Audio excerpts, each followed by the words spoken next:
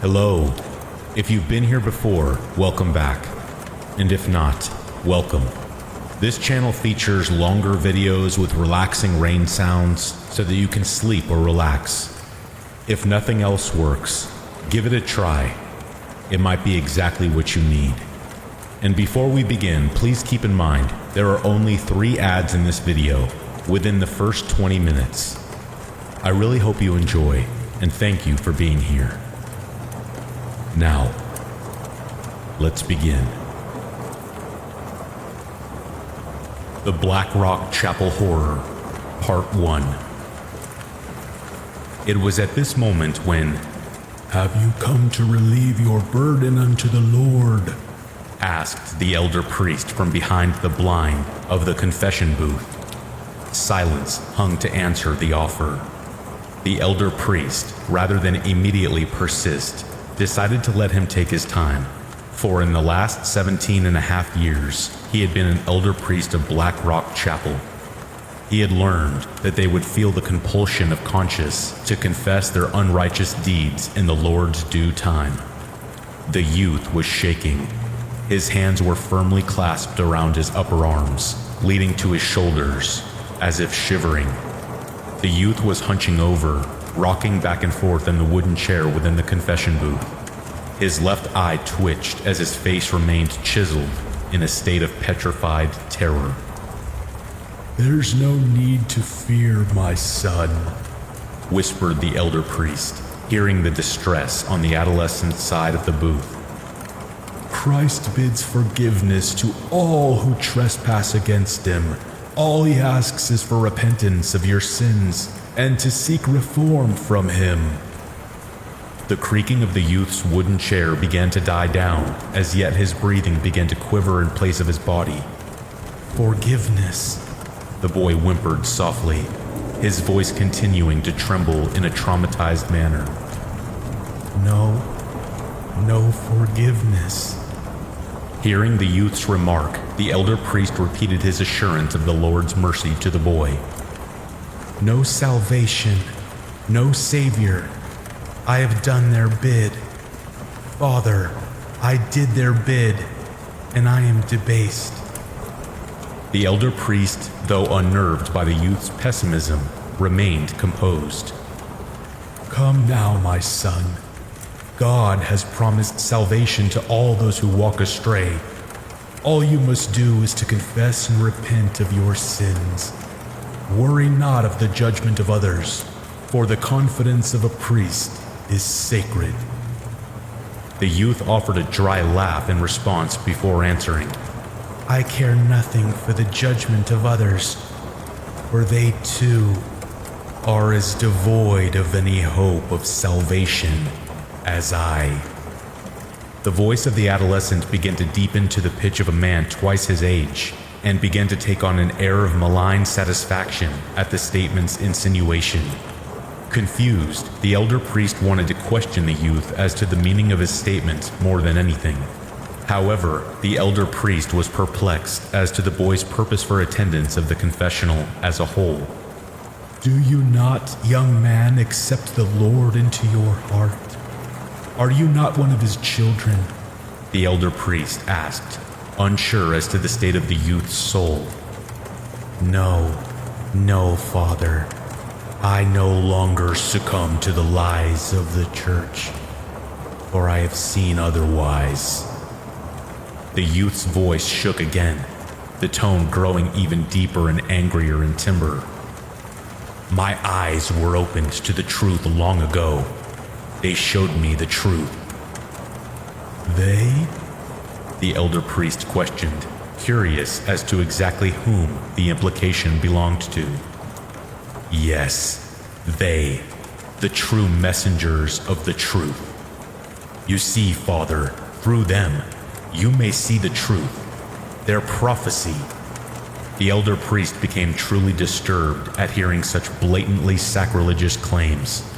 Remaining calm, he told the blaspheming young man that there existed no truth outside of the Lord. The young man let out a defiant and condescending laugh. "Then you really are a blind old fool. You would, despite the offer of being shown the truth, choose to hold on to the lies of the so-called holy gospel? Realizing that the youth had no intention of repentance, the elder priest felt compelled to end the confessional. A light rapping on the outside of the booth found this silent request granted. Just before departing, the youth turned one more time toward the elder priest, and with an abysmally baritone voice said, "You'll see the truth, Father. I will show you their prophecy that there is no salvation." Another short succession of knocks prompted the youth to finally take his leave from the confession booth, allowing for the patron outside, an older maiden of 45 years, to enter. "Have you come to relieve your burden unto the Lord?" the elder priest asked the maiden, still feeling rattled. I have come to confess, Father. You see..." The maiden began her confession, but the elder priest's mind had become far too entwined in the young man's morbid objection to lend her his attention. "Oh, how can I be forgiven, Father?" the maiden beckoned, arousing the elder priest from his anxious pondering to find her in tears at having concluded her confession. Though he had not heard her sins, he decided against attempting to ask her to repeat herself. Instead, he merely assured her that she was forgiven in the eyes of the Lord and requested no less than 5 Hail Marys before the day's end. Upon concluding the maiden's confessional, the elder priest retired to his bedchamber to attempt letting peaceful rest cleanse away anxiety. Slumber would be an uphill conflict for him that night. However, no matter his efforts, the elder priest's mind continued to be ravaged by the youth's words. "You will see the truth. There is no salvation." When the sun rose the next morning, the elder priest found himself feeling weak. His head throbbed horribly, and he felt trifle knots in his stomach. The elder priest winced in pain as he attempted to open his eyes, massaging his temples in a feeble attempt to ease a migraine's hold on him. "Father Caraway!" The elder priest broke from his stupor at the calling of his name. "Father Caraway, is everything all right?" asked another of the chapel's elders, a balding man with only stubble for facial hair, who stood a good 2 feet shorter than Father Caraway, despite being 5 years his elder. "Yes," distantly answered the bedridden elder priest, as if his response was voiced before his mind could comprehend his own train of thought. Regaining his proper composure, despite the persistence of his current ailments, offered the most welcoming smile on his face he could manage, before elaborating. "Father Edwards, I didn't hear you come in." "Yes, everything is fine. I just appear to be feeling a tad ill this morning. I trust it's nothing serious." Father Caraway attempted to offer a chuckle of ease to the fellow priest that devolved into a painful cough, prompting him to use the sleeve of his bedrobe to cover his mouth. For a moment, his eyes widened in shock at the sight of a small black stain on the sleeve of his snow-white bedrobe. "Father?" asked Father Edwards, not in the momentary state of anxious apprehension on the face of his peer. "Yes?" replied Father Caraway, seeing the skepticism on his visitor's face. "I told you it's nothing serious, a minor ailment that I'm sure will pass by morning. Now what brings you to my bedchamber, Father?" "Myself and others heard you last night. You kept screaming, 'No salvation,' and we heard sounds of thrashing from down the chamber halls," replied Father Edwards, his voice composed of concern for the well-being of his fellow priest. No salvation. The words slowly began to flood his mind once more, causing a sharp chill to crawl down his spine.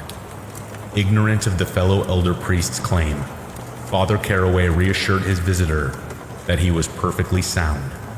His thoughts, however, began struggling once again to void themselves of the memories of the previous night's haunting confessional. Skeptical, but overall satisfied as to the elder priest's condition, Father Edwards bade his farewell and exited the chamber bed. Father Caraway laid in his bed all through the morning and into the afternoon, the aches and pains becoming worse. A shrill scream finally roused the ailing Father Caraway from his bed. Though physically ill as well, the elder priest found himself able to bound out of his bed and sprint up the spiral stone stairs to the bell tower of the Black Rock Chapel with the speed and agility of a man much younger than he. When he reached the top of the stone stairs, he found a young maiden, one of the chapel's fledgling nuns, who had not yet sworn her oath of purity. "What is it, dear sister?" Father Caraway gently but firmly grasped the young maiden's shoulders. She stammered, utterly unable to voice a coherent reply. "Who, child? What happened?" But the young nun-to-be could only shake her head and continue wailing in response. Unable to voice a coherent response from the young sister, Father Caraway resolved to open the door behind her and enter the bell tower of the chapel and investigate the malignance himself. No, you mustn't go in there," the young sister shrieked, causing the elder priest's heart to skip a beat in his chest. Unclean, she said as she, again, buried her face into her palms. "Calm down, sister. I will see what is going on. I want you to stay here." The young sister just sat quivering, burying her petrified face into her palms.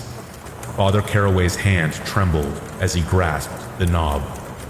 Unclean? He wondered as he willed himself to open the door. The foul odor of death assaulted his senses immediately upon the door's opening. The elder priest turned his face into the crook of his arm and began to cough, gagged by the offensive scent. With an alarming dread mounting within him as to what lies inside the bell tower, Father Caraway instructed the budding nun to summon help. She bowed her head to him and immediately sprinted down the stone stairs to the monastery to alert the other elders of Black Rock Chapel. The inside of the bell tower was dark, only illuminated by a single torch mounted to each of the 4 stone brick walls, respectively. Paltry though the light was, the faint glow of the torches still revealed the unholy display within its claustrophobic confines. Adjusting his eyesight to the faint glow of the inside of the bell tower, he saw the corpse of one of the maidens of the village, an Irish maiden of 45, whom the father recognized as the tender of the nearby tavern, who had attended many confessions for her sins of lust.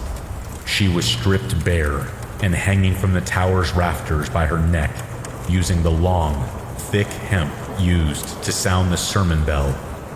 On her breasts were carved a single word in her native tongue, Frauchen. The elder priest retched in disgust and horror at the abysmal display before him. With haste, he escaped the confines of the bell tower and slammed the door behind himself. "Our Father," Father Caraway began with a shuddering breath, crossing himself as he spoke. "Hallowed be thy name, our kingdom come, thy will be done, on earth as it is in heaven. Father Caraway." The sound of his name broke him of his petrified stupor. Father Caraway, are you all right?" It was Father Edwards. For a drawn-out moment, Father Caraway had no words for his fellow priest, merely offering his current mortified stare as a response. "Father Caraway, what in God's name happened?" The urgency in Father Edwards' voice was accentuated. She confessed to me." Tears began to streak Father Caraway's face as he pointed to the door that led into the peak of the bell tower, determined to spy the source of the hysteria. Father Edwards moved past the scarred Father Caraway and opened the door. "Christ above! Sister Meredith, alert the authorities at once!" The fledgling nun stood frozen with her jaw agape. Do as I say, sister, make haste, barked Father Edwards. This snapped young Sister Meredith from her terrified trance, and she ran down the stone steps, bolting through the chamber halls and exiting through the sanctuary. We must alert the Archbishop Marcus of this atrocity, Father Caraway beckoned. Father Edwards disagreed with the conclusion, thinking it's wiser to handle the situation themselves. Are you a madman? This is an attack against the church. Father Caraway's heart pounded in his chest with startling intensity, prompting him to clutch the left of his chest to try slowing the quakes of his heart. Easy now, Father. There's no need to make a larger problem of this than what is absolutely necessary to explain. Father Caraway, confused and shocked at his fellow priest's hesitation at consulting the head of the Black Rock Chapel, decided to further press for an explanation. Please trust me, old friend. If we are to become bishops ourselves, we must prove that we can handle situations like this ourselves. There's no use in disturbing Archbishop Marcus, when in all likelihood this is nothing more than the act of a disturbed-minded individual who found convenience in the concealment of her body in the peak of the chapel's bell tower. A simple crime of passion, grotesque, but simple nonetheless. Father Caraway nearly saw red. How can you say such things with such lax conviction? You, a priest, a servant of Christ. You expect me to just sit here while a credible threat to God's kingdom is swept idly under the rug? Before his dispute could escalate any further, the elder priest felt something move across his feet. Perplexion overtaking his former frustration, he looked down to see a mass of inky black serpents surrounding his feet. Terror flooded through his entire body as he saw the serpents converge on him from all directions. Father Caraway, are you all right? Asked Father Edwards.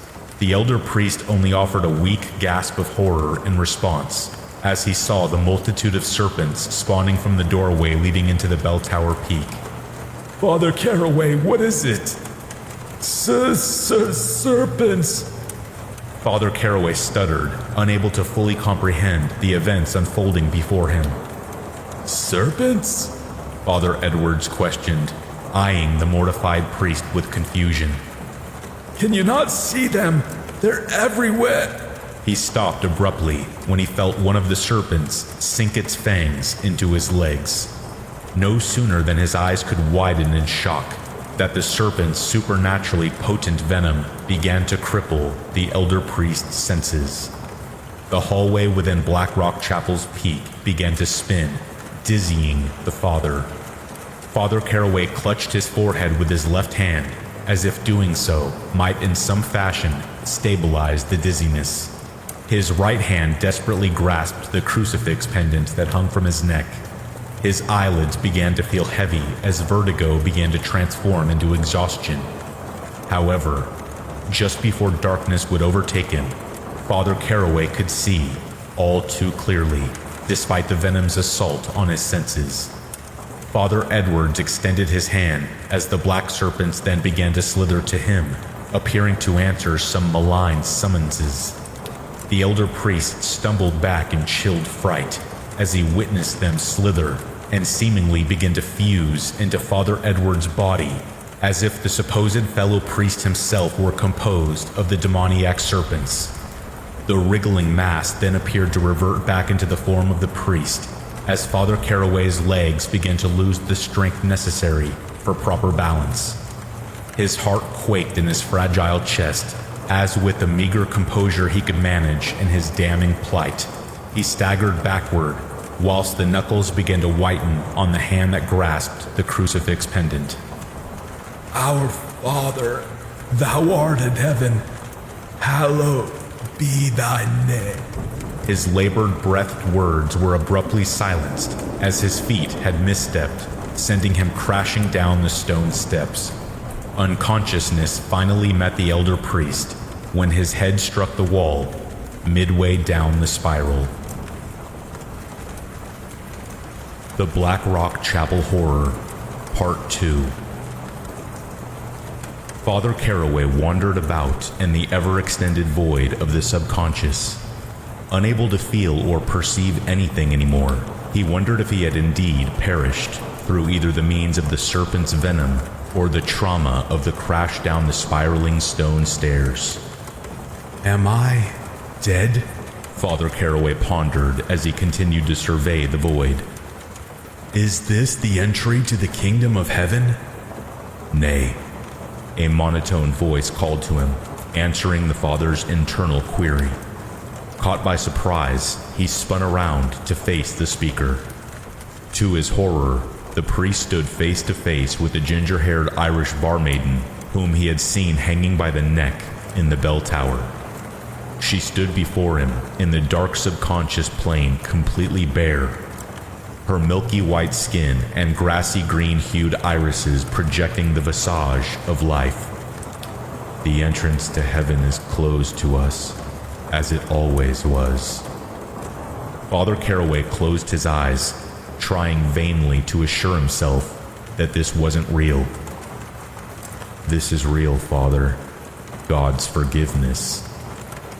Father Caraway struggled to attempt rebuttal to the specter's abrasive claim, as utter dread clouded his abilities of reason.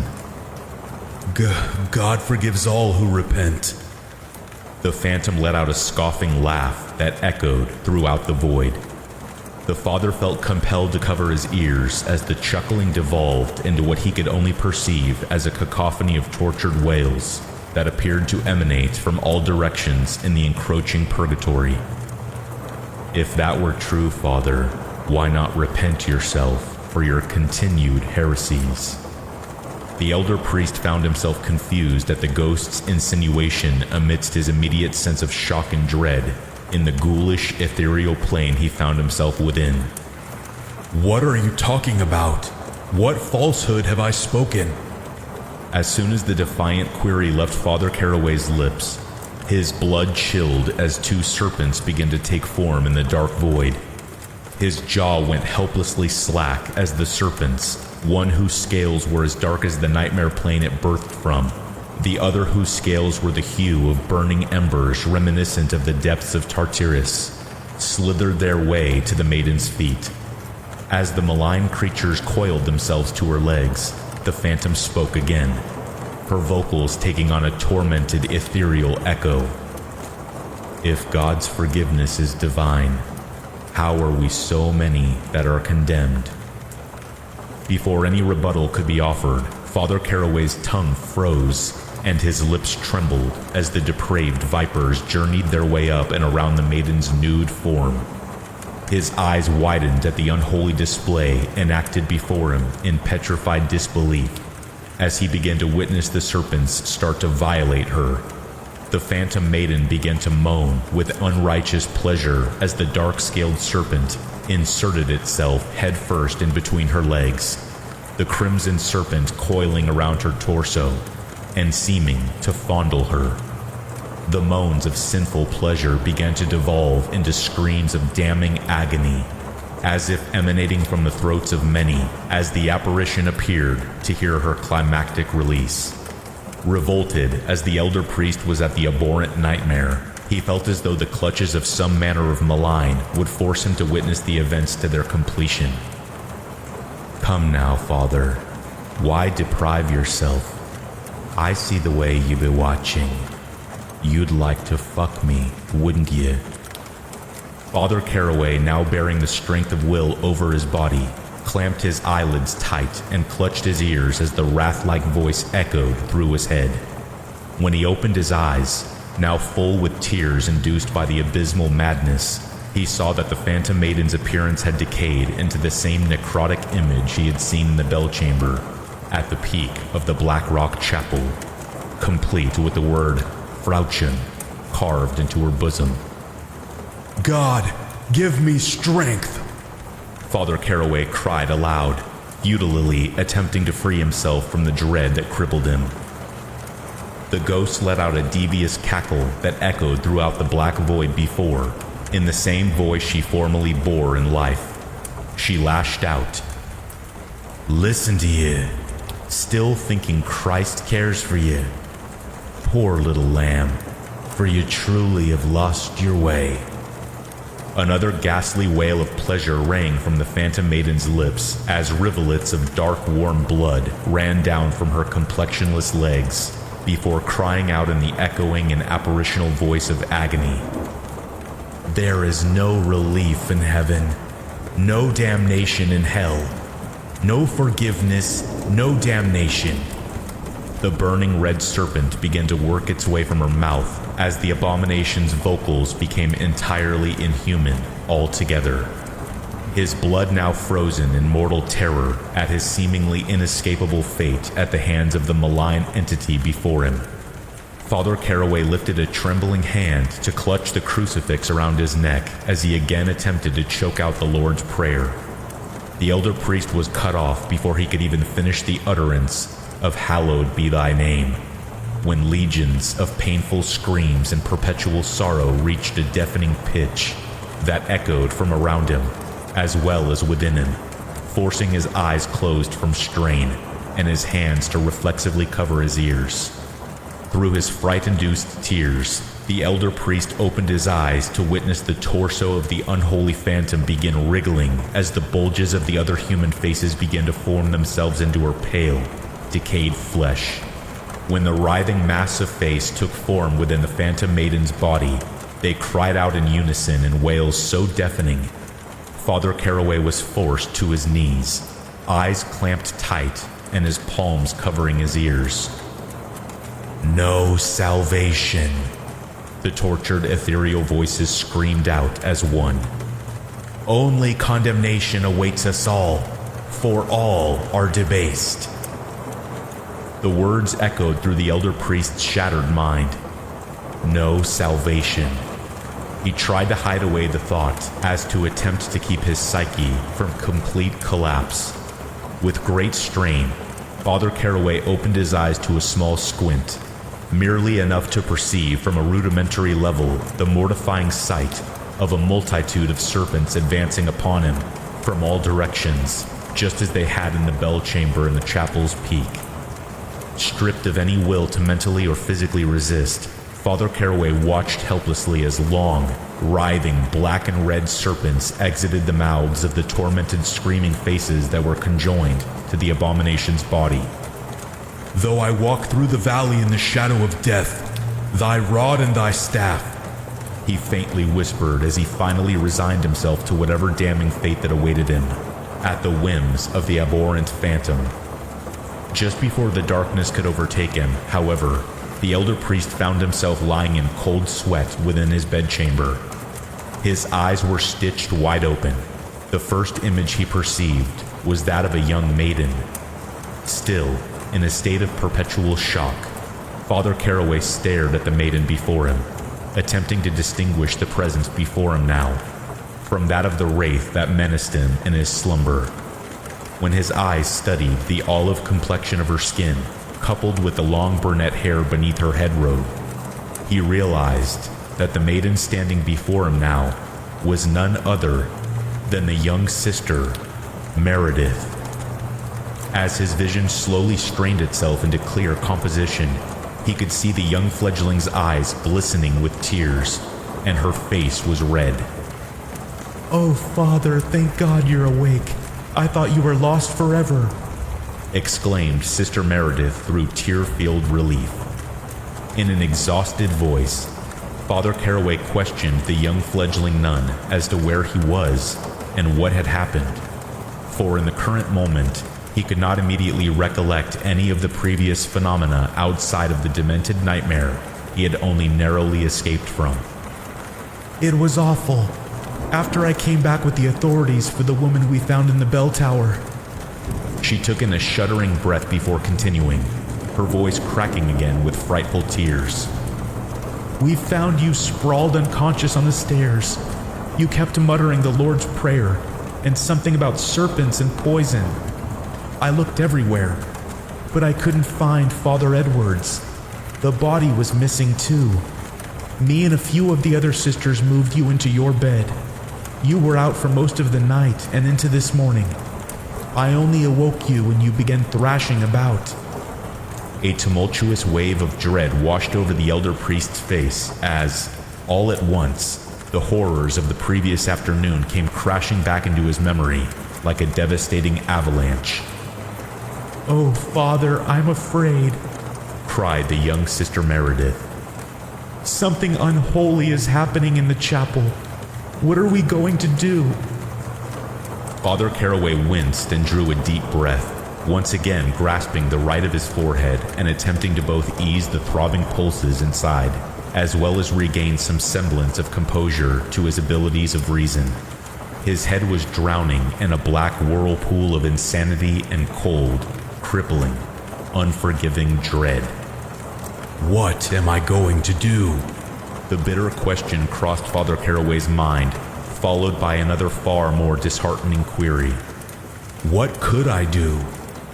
Father Caraway began hopelessly attempting to connect the ghoulish events to possibly identify the source of the abominable phenomena, and with the aid of the divine, combat it. Archbishop Marcus, Father Caraway whispered, unconsciously vocalizing his thoughts as his mind traveled back to the encounter in the chapel's peak. "What was that, Father?" asked the fledgling nun, unsure, yet hopeful that his response to her might be the foundation of a plan to either drive away or flee the evil that presently menaced them. Awakened from his thought-induced trance by Sister Meredith's voice, Father Caraway began to rouse himself from his bed. Listen, child. He gestured to the young sister in an exhausted voice that bore the nature of a man far older than he. Fetch my priest's garb and my overcoat. "Where are you going, Father?" pressed the young fledgling nun, unsure of the elder priest's intentions. There may be one that could provide us with aid, for he has dealt with many evil in his day. He'll know what to do. Now do as I say, child. Make haste. The young fledgling Sister Meredith was slightly puzzled, but simply offered a small bow of her head before making her way to the wardrobe. Father Caraway struggled as he slowly moved his aching body, still weak from the serpent's potent venom. When his legs finally found the strength to stand, he slowly trudged over to the vanity mirror that hung to the right of the entrance of the bedchamber. It was an average-sized mirror that was joined on either side by vanilla-scented candles that would provide small tastes of added luminescence to the entirety of the bedchamber. Above the vanity mirror hung a shining silver crucifix bearing a molded image of Christ's executed body fixed upon it. Gazing at his image in the aged mirror, Father Caraway felt a sense of nausea creep upon him, where in reality, he had lived only 45 years. The face that returned his gaze from the mirror had the appearance of one who had lived closer to 30 years longer. The reflection in the mirror bore thin silver strands of hair, unlike the thick, vibrant brunette hair he bore outside of the mirror. The skin on the doppelganger's face also appeared haunted and concaved, as though the flesh it bore was too excessive for its bones. The wearied elder priest became unnerved at the sight, tugging at the skin on his face to reassure himself through a tactile perception that the image in the mirror was indeed some manner of visual hallucination. It was then that the reflection began to shift within the mirror's confines. The face posed itself as the elder priest began to offer a more sinister grin, while the rest of the room surrounding the being began to take on a scarlet-red filter.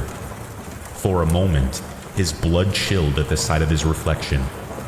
Acting outside of his own will, placing his palms over his eyes, he softly whispered to himself, No, it's not real. God be with me. Old fool. Father Caraway looked once again at the doppelganger from his palms and saw the sinister reflection of himself begin to decay. The loose skin hanging onto his skull now falling away to expose the skeleton underneath. God cannot save us, lashed the vision in the mirror. His jaw fell as he watched the image in the mirror slowly continue to devolve into a more grotesque appearance.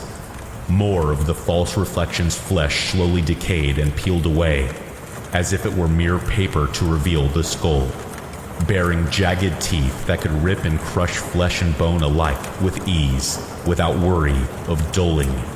The sockets of the demon were dark and cavernous voids that swallowed all semblance of light, save only for a tiny crimson speck in the middle of either socket, respectively, that appeared to serve as its retinas. "Let me ask you something, Father," chided the beast in the mirror, voicing the elder priest's title in a tone of mocking reverence. Father Caraway covered his ears to attempt to resist the abomination's lying tongue. "Why did your so-called loving Father in heaven execute his own son?" Father Caraway screamed in his head at the abhorrent creature to silence its blasphemies, to no avail. "Christ himself was no more than a holy bastard." The words crashed as boulders in an avalanche in Father Caraway's head, motivating him to press his palms tighter to his ears and tightly closing his eyes. His execution achieved nothing more than penance for his birth as such.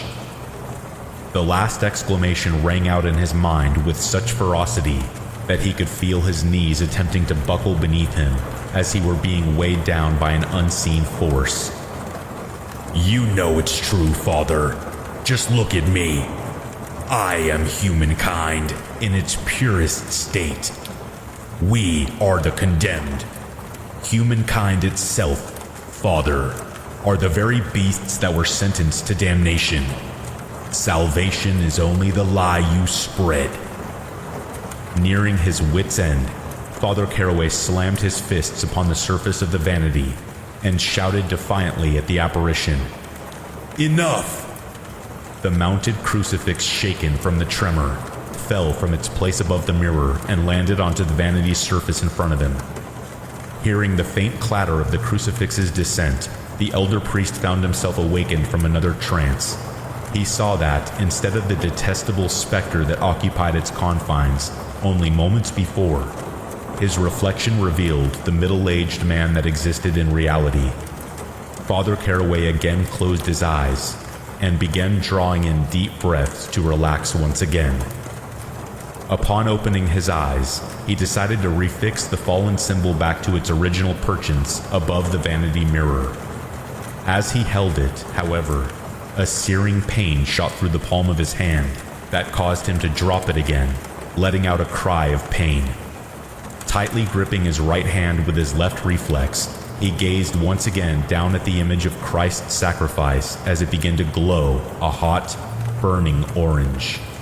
The oppressive door of brimstone permeated the air within the bedchamber as the elder priest saw, in revitalized terror, small streams of blood began to ooze from the wrists, feet, and head of the mold of Christ. "Are you all right, Father?"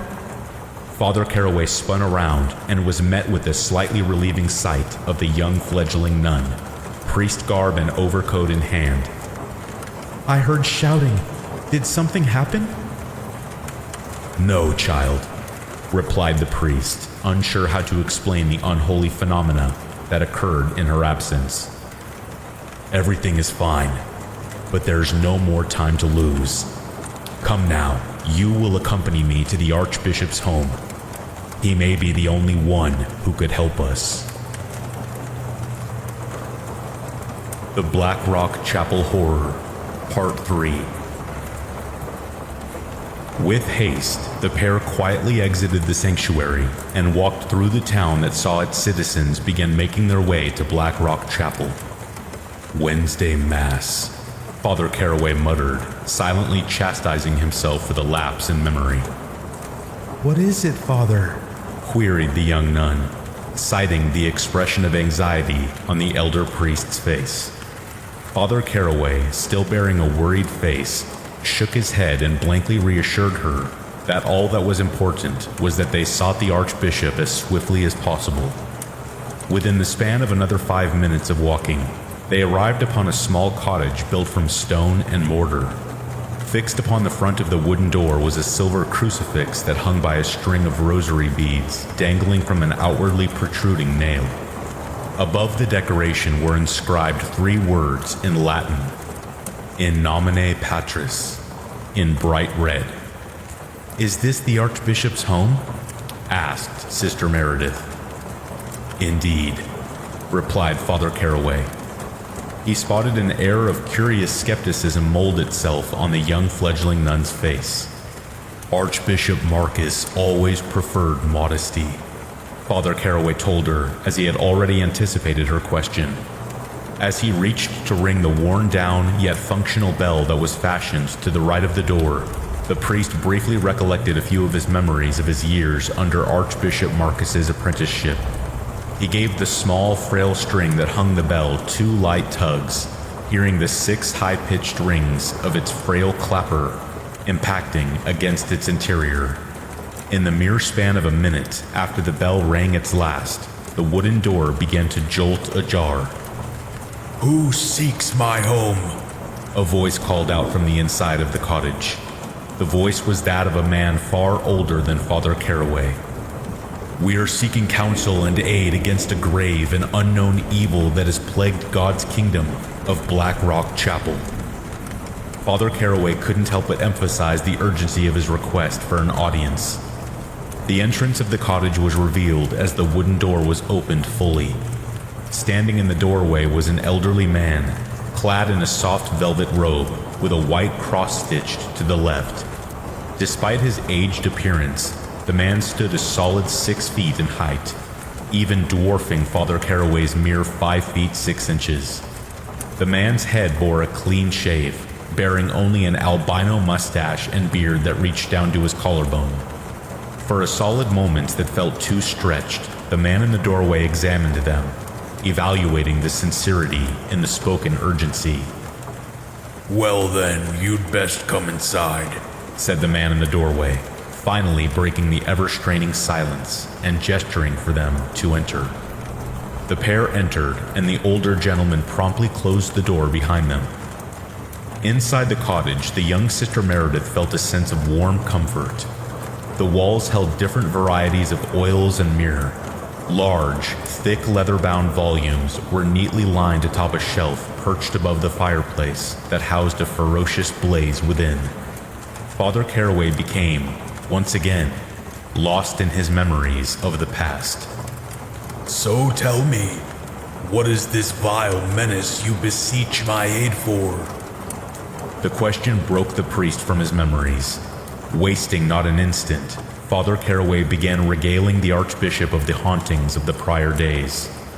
As he continued his dreadful account of the horrors that occurred in Black Rock Chapel, the priest saw the face of the Archbishop become grim, somber, as if he bore some grave piece of the macabre enigma the other didn't.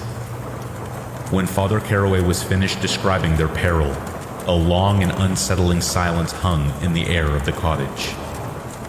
"The ground upon which Black Rock Chapel stands wasn't always holy." Archbishop Marcus's voice evoked the same forbidding feeling of sorrow and regret that remained reflected on his aged face. The priest himself was hesitant to press the Archbishop for a further explanation, as if the hidden revelation could scar him further than what his psyche could recover. "You've made mention of one Father Edwards, the priest bearing the serpents. Yes?" Father Caraway nodded in response and offered a yes, Excellency, nervously stumbling over his own words. "I might have known this day would come again. As you no doubt have realized, this Father Edwards is no priest, nor is he a man. At least, not any longer." As fear's chilling grasp began to slowly take a hold of him once more, the burning question that had been suppressed by hesitation before now embedded itself into the forefront of Father Caraway's mind and erupted from his lips. "What do you mean, Your Excellency?" His heart hanging in a heavy pendulum of sorrowful regret and worry, Archbishop Marcus began to enlighten the pair of the unfortunate tragedy that molded the infancy era of Black Rock Chapel. "Before the land that the chapel's foundation rests upon was first consecrated as hallowed soil, it had served as a sanctuary for a coven of gypsy folk. When I first came upon the land, I was as you were when I tutored you. I was a pupil under the protection of my predecessor, Archbishop Duncan. It was my first journey abroad for the spread of the gospel. For a brief moment, Father Caraway's mind, with quick accuracy, recollected small fragments of his own initial journey abroad before he was commissioned to the status of priest. His recollection of prior ages halted when the Archbishop's voice began again. When we arrived, it was a mere darkened patch of earth that appeared to bear sparse, if any, vegetation. In its center, a massive, dark stone boulder sat in perchance. I remember that engraved on its outwardmost surface was the image of some manner of talisman with 2 words in the dialect of the gypsies. Terra condemnatulor. The Archbishop's face darkened, the aged features of his face beginning to pronounce themselves by shadow. Only long after the grave events that occurred there did I ever learn what those 2 words meant. For, in our tongue, these words translate as Land of the Condemned. The dread incubating within Father Caraway tightened its firm grasp on his mind. We wished at first to establish commerce with them. We thought that through fellowship we may convert some of them to the Lord's gospel. Archbishop Marcus's eyes fell to the ground in a frightened, stoic gaze as a chilled shudder escaped him. We were wrong. His voice was devoid of any emotion, save for petrified trauma. Stare still fixed to the ground beneath, the Archbishop continued in a gravely voice. 2 years passed in harmony until strange occurrences began. Morbid curiosity overcame Father Caraway, and he asked Archbishop Marcus as to the implications of the occurrences he referred to.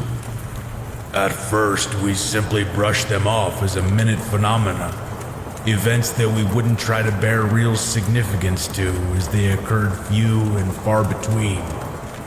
With the progression of time, however, the phenomenon became more recurrent and amplified in its malignancy.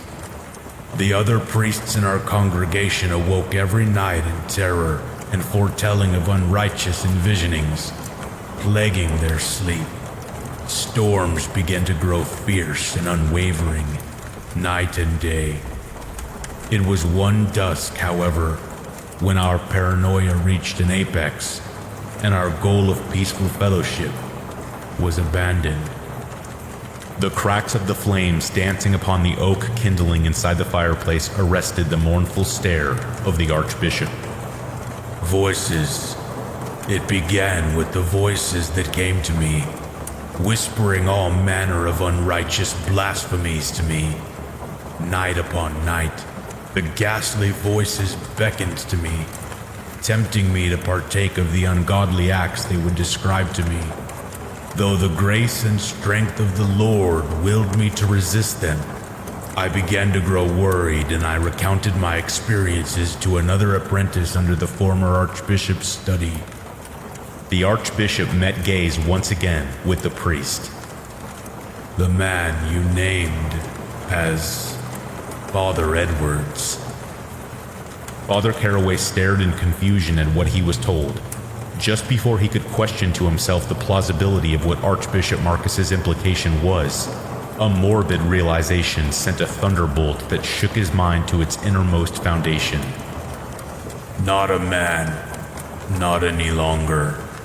The words pierced him like a finely sharpened dagger as he began to slowly piece together the connection between the malign hauntings that menaced him in the previous days within the chapel's walls and those recounted from the Archbishop's macabre anecdote. Noting the clarity and molding itself to the priest's face, Archbishop Marcus continued. He suspected immediately that the machinations of the gypsies were at fault. He was certain that their foreign customs had, in some form, wrought evil forces against us. Over time, paranoia became disdain and mistrust, until one grave twilight. The night that blind fear drove us to violence. I'll never forget their faces as we came upon them, wielding the instruments that raised their livelihood to ash. Their homes, their shops, everything was set ablaze by the hands of our convent. The Archbishop's mouth split into a morbid, dead smile, wholly devoid of any authentic joy. Edwards told me what we were doing was an exorcism of the land, that our actions were in righteous merit of the Lord's service. A small tear escaped his lifeless eyes and ran down his cheeks. Father Caraway's blood began losing its warmth as he was witnessing the collapse of his former mentor's psyche. They fled the land that night, but not before letting slip an omen. May you all be spared of Degassi. As if the mention of the word carried a supernatural force of its own, the fireplace exploded outward. The flames danced upon the oak, and kindling shifted erratically. If I could have known of the unholy evils we wrought upon ourselves. Archbishop Marcus's lips quivered as he continued. We thought that by ridding the land of the gypsy heretics from the soil, that the evil would flee with them. What we were too blinded by arrogance to see at the time was that the ones we were swift to drive away were the same whose practices acted not as a weapon against us, but to spare us from something far worse. Degassi?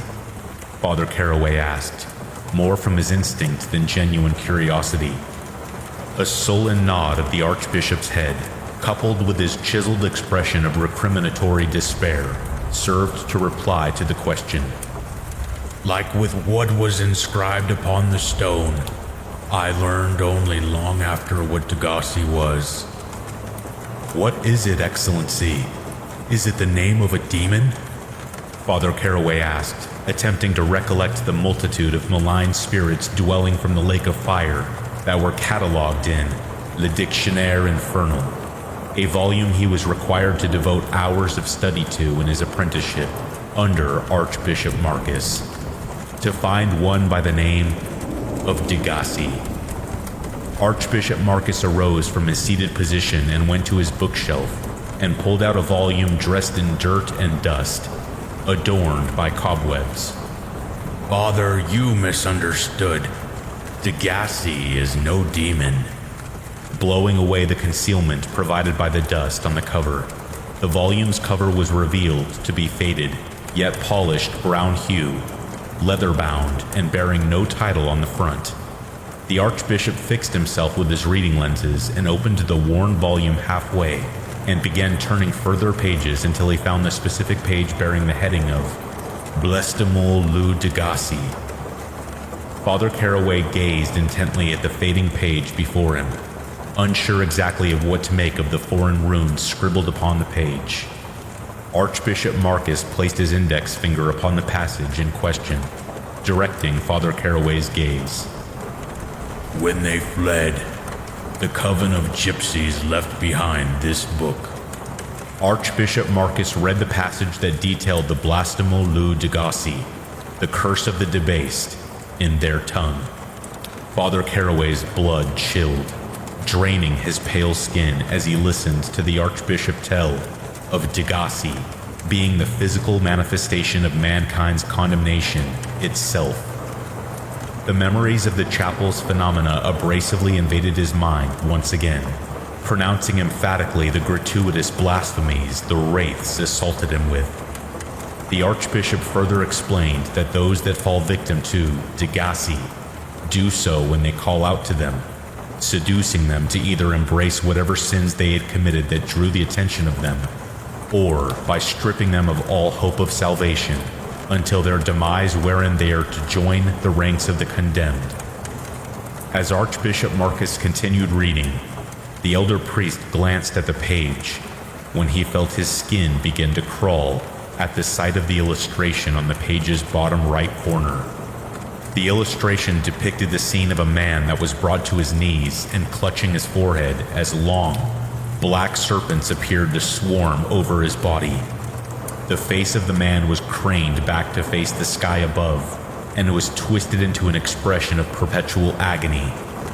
The detail of the image that disturbed Father Caraway, however, was a large, dark, monolithic stone, stood erect and protruding from the black stone that looked like a cyclonic whirlwind formed from many faces that appeared conjoined, all of them twisted in the same expression of abject horror and sorrow.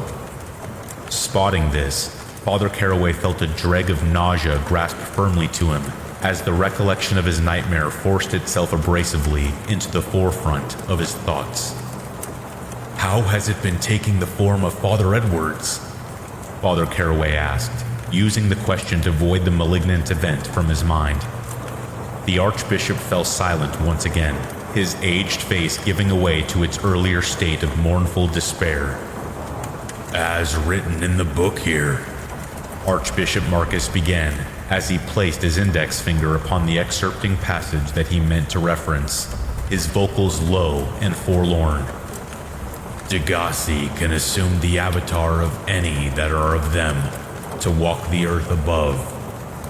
The chilling words returned to Father Caraway. Not a man, not any longer. Utter despair consuming him, Father Caraway gave in to the compulsion to question Archbishop Marcus of how Father Edwards, a servant of the Lord, could have been met with such a fate. We were all lost to righteous arrogance, replied Archbishop Marcus. But, Excellency, the priest cried out, interrupting the Archbishop's reply. How could that alone condemn a servant of Christ? His pride affected their attention to him, but it was what he did next that allowed them to consume him. Tears began to run freely down Archbishop Marcus's cheeks. With a heavy, shuddering breath, the somber Archbishop recollected the event that wrought damnation upon the arrogant priest that Father Caraway once thought of as a brother in faith. The night of the raid, I found him wielding one of the gypsy's own blades against one of the maidens of the coven. She begged for her life in her people's tongue, but his murderous judgment was unbound. I called to him, told him to hold his hand. The Archbishop froze. His stare became distant as a frightened recollection of the gypsy maiden's screams and the sickening squelch of flesh being penetrated molded vividly in his mind. A deadly silence hung within the cottage, contested only by the cracks of the kindling beneath the flames that only ever lightly increased in volume. Father Caraway felt himself in a state of fruitless denial at what he was just told, that a fellow servant of the cross was a murderer and had committed himself to the whims of an unspeakable evil that, even now, wears his face. It was then that a horrific realization revealed itself to him that almost caused him to faint. Who else but Father Edwards could have called the Mass for sermon tonight? Can it be stopped? Sister Meredith asked, with a shaking tone of panic seeping into her voice. The young fledgling nun's voice caused the two men to glance at her with mild surprise as, until that instant, her silence had caused them to forget her presence entirely. Before a reply could be offered, a mass of shrill screams in the distance arrested their attention. The three listened to the sound of many clamoring, stampeding footsteps accompanied by a collective cacophony of frightened screams. Father Caraway opened the front door of the cottage to reveal that the source of the sounds were of the townsfolk who had gathered for Mass before, now fleeing Black Rock Chapel for their very lives. The full magnitude of the mortifying display caused the priest to fall to his knees in a trance of terror-induced shock. Father Caraway! Father Caraway! Exclaimed Sister Meredith as she rushed to him with urgency. Archbishop Marcus exited the cottage into the midst of the chaos. What's going on? The Archbishop demanded to a fleeing youth farmhand. Monster in the sanctuary! Cried the farmhand before pushing past the Archbishop. Once his stance was regained, Father Caraway waded through the crowd of fleeing congregation until he found Archbishop Marcus once again. It's Degassi. It must be. Tonight was Wednesday Mass. It was a trap. The priest exclaimed with staggering breath. With a cold, icy, and stoic glare carved into his aged face, he turned to Father Caraway and said, We must destroy the evil of Blackrock. How? Father Caraway asked, remembering his own encounters with the frightening entity and the lack of effect his holy subjects had with warding them away. In a grave tone, Archbishop Marcus answered, By fire. This evil was born through fire. So too shall it die. The two continued pushing through the terrified crowd, climbing up the steps, and thrusting the chapel's entrance open. The Black Rock Chapel Horror, Part 4. Inside the hallway to the sanctuary, the clutter of overturned mahogany and discarded crucifix trinkets littered the long crimson-hued carpet that lined the main hall. The sight that disturbed the two clergymen was most about the chaos displayed before them. However, were the empty garments that lay discarded, as if those that formerly bore them had simply vanished. The elder priest froze, the blood flowing through his veins chilled as he witnessed the forms of long, thin serpents extrude their scaly forms from the empty garments. Come now! There's no time to lose! The archbishop shouted as he went to retrieve the frankincense from the drawer that kept the oils and wine regularly used for the occasion of communion. As he retrieved the oil and dismounted two of the candlesticks, Father Caraway remained in place, the malign phenomena burrowing back into his recollections, feeling incapable of acknowledging his partner's voice. The elder priest felt the taunts uttered by the wraiths sink slowly and painfully into his heart. If God's forgiveness is divine, how are we so many that are condemned? No relief in heaven, no damnation in hell, no forgiveness. Salvation is only the lie you spread. They have shown me the truth, Father. There is no salvation. Those last two words, the two words that have haunted him for 3 days and nights, began to repeat as though they were some manner of a demented mantra, screaming inside his mind like a chorus of shrieking maidens in great pain. Father Caraway's trance was broken when he felt an object pushed into his chest. Father, are you ready to begin? Archbishop Marcus asked, pushing one of the candlesticks into the center of Father Caraway's chest. Clarity resuming control of his thoughts, the priest replied with a slightly hesitant breath. Yes, I'm ready. Then may we exorcise the evil from Christ's temple, Archbishop Marcus declared, with the blaze of determination raging in his eyes. As they set about dousing the main hall in the frankincense, crossing each stream they cast upon the surroundings, they each began to recite, In nomine Patris et Filii et Spiritus Sancti. Amen. Until Archbishop Marcus let out a sharp cry of pain that abruptly ended his chanting. Startled, Father Caraway snapped his head in the Archbishop's direction. His jaw slacked numbly as he spotted 5 of the abhorrent serpents with their fangs fixed firmly within his former mentor's thighs. Archbishop Marcus's eyes were fastened tight, his jaw agape as his face portrayed the sheer, unutterable pain that coursed within him at that moment. Father Caraway began to rush to the Archbishop's aid, shock and panic molding into one as he saw his ally forced to his knees in agony. No! Archbishop Marcus screamed out with a strained cry. Stay away! The elder priest halted, despite the fright-induced adrenaline urging him further. His strength waning, the Archbishop summoned the last of his will to let out a strained cry to Father Caraway. It's too late. I'm theirs now. I allowed this evil to birth. Now you must destroy it. Another tortured wail escaped Archbishop Marcus's mouth as the serpents swarmed him, biting and coiling themselves up and around his body and into his gaping mouth. As they burrowed into his throat, he began to let out a series of choking gasps. Before the serpents could overtake him, however, Archbishop Marcus sputtered one last command to the petrified priest. You must burn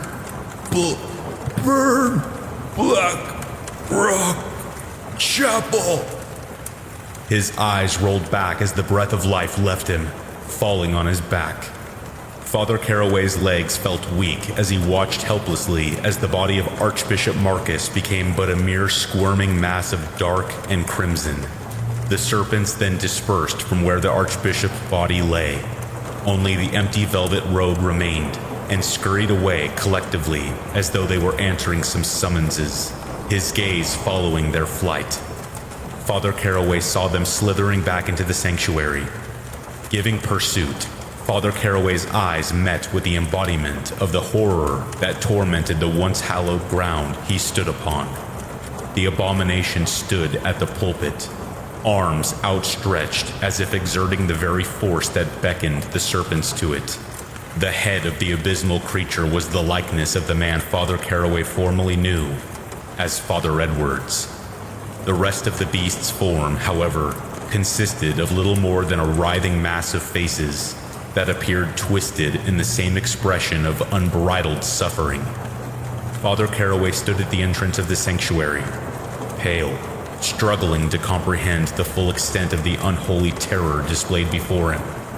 As the multitude of serpents burrowed themselves in the many dark cavernous mouths of the agonized faces that comprised the abomination's form, the tortured faces began to undulate more rapidly as if attempting to breach through the flesh, confining them until a new addition began to mold itself into the center of the abomination's chest region. In anguish, Father Caraway cried out, "No!" when he witnessed the agonized faces of his former mentor take form in the monstrosity's flesh. As he fell to his knees, stripped of his will, he felt as though he were once again in the nightmare, now with no relief of waking from it. Now you see the truth, brother. Even the pious cannot be forgiven. The voice, though uttered singly by the false likeness of Father Edwards, bore an ethereal quality to it that wholly devoid its resemblance to that of a human. Haunting familiarity struck the priest's ears when the voice of a young man, though still inhuman, chided to him. The truth stands before you. No salvation. He realized this to be the distorted vocals of the young adolescent from the confessional. The eyes of the false priest's likeness rolled back unnaturally into the skull and distended its jaws, regurgitating a large, squirming legion of black serpents. They slithered in haste to claim the elder priest. Father Caraway, witnessing this physical incarnation of horror, almost resigned himself to his fate when he remembered the candlestick he still wielded. The frankincense, he nearly shouted aloud, holding his tongue, however, to not reveal his plan to the monster. With renewed hope, Father Caraway found himself at his feet. Out of the dark orifices of the mass of twisted faces, more dark serpents came forth. Running to the empty velvet robe, Father Caraway retrieved the half-empty jar of the holy oil and proceeded to douse the sanctuary. Triumphantly, he raised the candle aloft, ready to set the room ablaze, when a succession of sharp pains shot through his left leg. He looked down to see that a serpent had fixed its fangs within him. Within less than seconds, Father Caraway once again felt the venom's crippling effects begin to claim him. His head throbbed, and his vision began to fail him. Nausea finally stripping his legs of his ability to stand, forcing him to collapse. As the serpents began to overtake him, Father Caraway, with the last of his strength, raised the jar of frankincense and doused himself. In a weakened breath, the elder priest uttered, "Though I walk through the valley of the shadow of death, thy rod and thy staff, they comfort me. I will fear no." His defiant speech was cut short as two of the serpents forced themselves into his throat. Just before the serpents would take him, Father Caraway thrusted the candle's flame upon himself, setting himself and the serpents ablaze. The scorched serpents hissed as they fled hastily from the elder priest's burning body. In their panic, the burning serpents slithered to the spaces dredged in the frankincense, igniting them. Within mere minutes, the entirety of the sanctuary was an inferno. The agonized faces fixed within the abomination's flesh began to shriek in a uniformed cacophony of pain as the searing grasp of the flames came upon them. As the abomination's flesh charred, the mass of faces began to protrude further from the form, until breaking free of the flesh that held them bound, sending forth a cyclone of wailing apparitions that swarmed the burning sanctuary. All through the night, the flames gutted Black Rock Chapel. When the sun rose, nothing was left but hot, smoldering rubble. 7 sunsets passed, with many of the folk attempting to speculate and ponder what had happened that night.